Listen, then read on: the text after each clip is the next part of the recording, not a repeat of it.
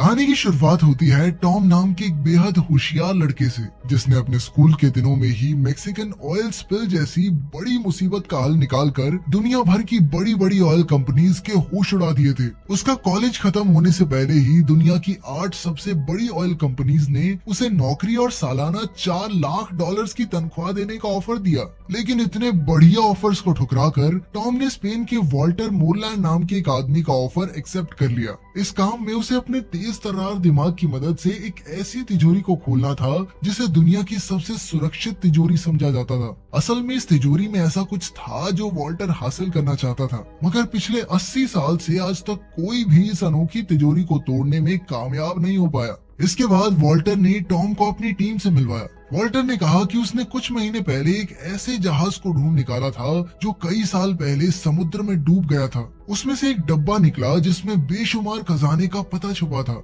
मगर जल्द ही स्पेनिश सरकार को इस बारे में पता चल गया और उन्होंने वॉल्टर की ढूंढी हुई सारी चीजों को जब्त करके एक स्पेनिश बैंक की तिजोरी में बंद कर दिया। खैर फिर टॉम वॉल्टर की बेटी लोरेन से मिला, जो अपने मिशन के लिए कोई भी भेस बदलने में माहिर थी। उसके अलावा उनकी टीम में क्लाउस था, जो कि एक जबरदस्त हैकर था। जेम्स वॉल्टर का खास आदमी था, जो पहले एक फौजी हुआ करता था और अब वो एक जबरदस्त फाइटर था। साइमन उनकी टीम के लिए हर जरूरत का सामान लाता था। जब तक उसे पैसे मिले वो वॉल्टर को दुनिया की कोई भी चीज लाकर दे सकता था। खैर आज टॉम का पहला दिन था और टीम को बैंक का सिस्टम हैक करने में मुश्किल हो रही थी। उन्हें एक कोड भरने की जरूरत थी, मगर उन्हें कोई आइडिया नहीं था कि आखिर ये कोड क्या हो सकता है। तब टॉम ने आइडिया दिया कि उन्हें बैंक के किसी क्लाइंट से बैंक का ऑटोमेटेड वॉइसमेल बनकर बात करनी चाहिए और इस तरीके से उन्हें वो कोड मिल सकता है। आखिरकार टॉम की तरकीब काम कर गई और उन्हें आसानी से कोड मिल गया। सबने टॉम को शाबाशी दी और टॉम अपने नए घर में पहुंचा। फिर अगले दिन से टॉम बाकी की टीम के साथ बैंक ऑफ स्पेन के नक्शे को समझने लगा। वॉल्टर के मुताबिक ये बिल्डिंग दुनिया की सबसे सुरक्षित बिल्डिंग है, क्योंकि यहाँ हजारों की तादाद में सेंसर्स और कैमरास लगे हैं और वहाँ के गार्ड भी सिक्योरिटी में कोई कमी नहीं छोड़ते। उनकी सबसे बड़ी मुश्किल तो स्पेनिश आर्मी का हेडक्वार्टर था, जो कि बैंक के ठीक सामने बना हुआ था। जब भी बैंक के सिक्योरिटी अलार्म्स बजेंगे तो हेडक्वार्टर से 500 फौजी एक साथ बैंक में घुस आएंगे। इसके अलावा बैंक का सिक्योरिटी चीफ पहले स्पेन की काउंटर टेररिज्म फोर्स का कमांडर था। अब वॉल्टर की टीम का मुकाबला ऐसी फौज से था जो किसी भी हालत में बैंक की हिफाजत करना जानती थी। इसके अलावा वॉल्टर की टीम को उस तिजोरी के अंदर के नक्शे के बारे में कोई जानकारी नहीं थी, इसलिए उन्हें एक स्कैन करके ये जानकारी हासिल करनी होगी। इस तिजोरी में घुसने के लिए उन्हें 2 चाबियों और सिक्योरिटी चीफ के फिंगरप्रिंट्स की जरूरत थी। इन्हें हासिल करने के लिए टीम ने बैंक में घुसने का फैसला किया। टॉम और साइमन सफाई कर्मचारी, लॉरेन यहाँ पर बेशकीमती पेंटिंग्स की जांच करके उनकी इंश्योरेंस बेचने आई थी और इन्हीं पेंटिंग्स के पीछे बनी तिजोरियों में वो 2 चाबियां रखी थी। जब सिक्योरिटी चीफ लोरेन को कमरे में ले जा रहा था तो लोरेन ने उसे अपनी कॉफी पकड़ा दी और इस तरह उन्हें चीफ के फिंगरप्रिंट्स तो मिल गए। इसके बाद वो पहली पेंटिंग के कमरे में पहुंची तो क्लाउस ने बैंक में कैमरा हैक कर लिए। फिर उसने लोरेन को पेंटिंग स्कैन करते हुए रिकॉर्ड किया और यही फुटेज 10 गुना धीरे धीरे करके चला दी। इसी दौरान लोरेन ने तिजोरी खोली और वहाँ रखी चाबी की बनावट कॉपी कर ली, मगर उसी वक्त अचानक वहाँ बैंक का डायरेक्टर आ गया और इधर कैमरा फिर से चालू होने में सिर्फ 20 सेकंड बाकी थे। 20 सेकंड बाद लोरेन को ठीक उसी जगह खड़ा होना था, मगर अब डायरेक्टर बीच में आ गया। तब लोरेन ने दिमाग लगाकर उसे अपनी तस्वीर लेने के लिए पीछे छोड़ दिया और ऐन वक्त पर डायरेक्टर फुटेज से बाहर हो गया। अब लोरेन दूसरी चाबी ढूंढने में लग गई। वहीं दूसरी ओर टॉम को सफाई वाले का भेस बनाकर तिजोरी स्कैन करनी थी। उसके हिसाब से असली तिजोरी इसी मीटिंग रूम के ठीक नीचे थी। टॉम तुरंत टेबल के नीचे छुप गया और उसने अपनी मशीन से स्कैन का काम शुरू किया, मगर तभी अचानक कुछ लोग वहाँ मीटिंग करने आ गए। अब टॉम टेबल के नीचे फंस चुका था और अचानक उसकी स्कैनिंग मशीन भी खराब हो गई। खैर कुछ देर छेड़छाड़ के बाद टॉम ने मशीन चालू कर दी और स्कैन पूरा हुआ, मगर उसी पल एक अलार्म एक्टिवेट हो गया और सिक्योरिटी चीफ ने पूरे बैंक को बंद कर दिया। तभी सामने से फौजी बैंक के लिए निकले। इधर लोरेन ने दूसरी चाबी का डुप्लीकेट बनाया ही था कि बैंक का डायरेक्टर उसे लेने आ गया। इस हड़बड़ी में वो असली चाबी को वापस रखना भूल ही गई। आखिरकार टीम ने फैसला किया कि लोरेन ये चाबी टॉम को देगी और टॉम चाबी को वापस तिजोरी में रखेगा।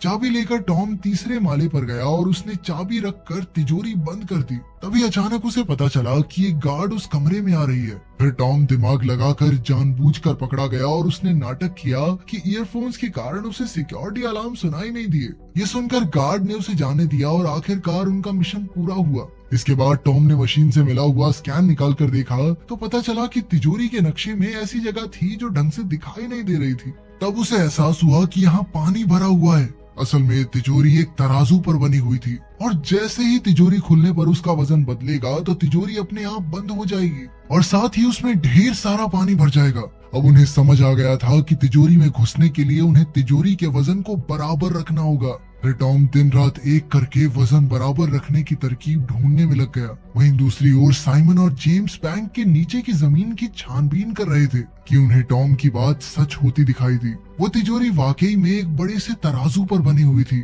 मगर उसका वजन एकदम जीरो पर टिका हुआ था। इसके अलावा एक और मुसीबत उनके सामने खड़ी थी। उस अंडरग्राउंड कमरे की दीवारें टाइटेनियम स्टील से बनी हुई थी जो इतना मजबूत था कि उसे ड्रिल करने में 15 दिन लग जाएंगे। अपना मिशन पूरा करने के लिए वॉल्टर की टीम के पास बहुत कम वक्त था और इतने से समय में वो डिब्बा चुरा कर वहाँ से बाहर निकलना सबको नामुमकिन लग रहा था। इसलिए आखिरकार उन्होंने हार मान ली।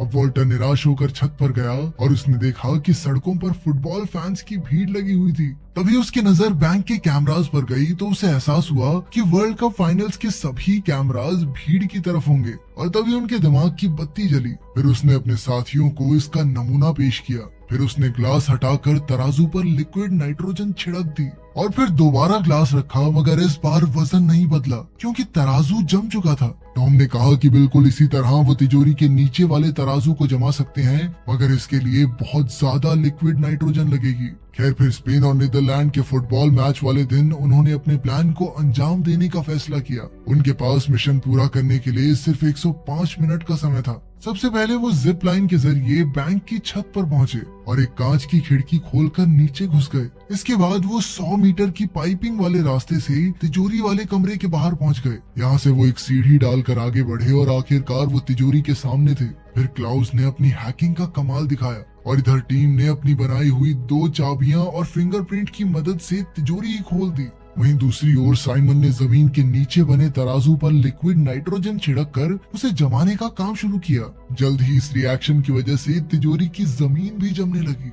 इधर टीम अंदर घुसकर वही डब्बा ढूंढने में जुट गई, मगर दूसरी ओर बैंक की सिक्योरिटी टीम को छत की खुली खिड़की के बारे में पता चल गया और वो तेजी से तिजोरी की ओर बढ़ने लगे। इधर वो डब्बा लोरेन के हाथ लग गया, मगर इसके बाद जो हुआ उससे सबके होश उड़ गए। असल में जेम्स एक अंडरकवर एजेंट था। अब उसके मन में लालच आ गया, इसलिए उसने अपनी टीम को धोखा देकर खुद डिब्बे पर कब्जा करने का फैसला किया।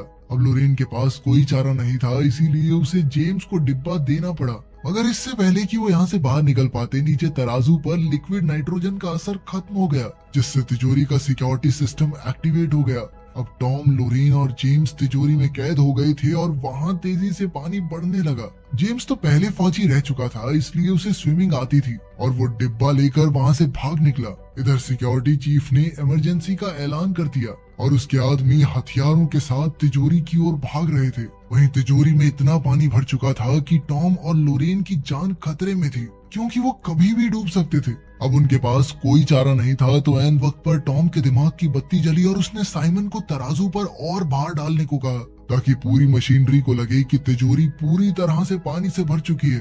साइमन ने फटाफट सारे नाइट्रोजन टैंक्स तराजू में रख दिए, पर वो भी काफी नहीं थे। आखिरकार उसने अपना रेडियो भी ऊपर रख दिया और इतने से भार से तराजू का वजन बढ़ गया। अचानक सिस्टम के मुताबिक तिजोरी का पानी बाहर निकलने लगा। इधर फौज तिजोरी में घुसकर चोरों को रंगे हाथों पकड़ने ही वाली थी, मगर जैसे ही उन्होंने दरवाजा खोला तो उनके होश उड़ गए, क्योंकि तिजोरी में कोई भी मौजूद नहीं था। असल में टॉम और लोरेन ड्रेन पाइप्स के जरिए भागकर बैंक के ऊपर वाले मालों में पहुंच गए। इधर फौज और गार्ड्स हाथ धोकर उसके पीछे पड़े हुए थे कि अचानक लोरेन को याद आया कि जिस कमरे में वो पेंटिंग स्कैन करने गई थी, डायरेक्टर उसकी खिड़की हमेशा खुली रखता था। अब वो दोनों बिना समय गवाए खिड़की से नीचे कूद गए, जहां हजारों फैंस की भीड़ लगी हुई थी। उन्होंने तुरंत अपनी जैकेट्स उतारी और भीड़ में खो गए। इधर उनका पीछा करते हुए फौजी भी काफी करीब आ गए और अब वो पकड़े जाने वाले थे। आखिरकार वो खुद को पुलिस के हवाले करने को तैयार हो गए, पर उसी पल स्पेन मैच जीत गया और सारे फैंस खुशी से पागल हो गए।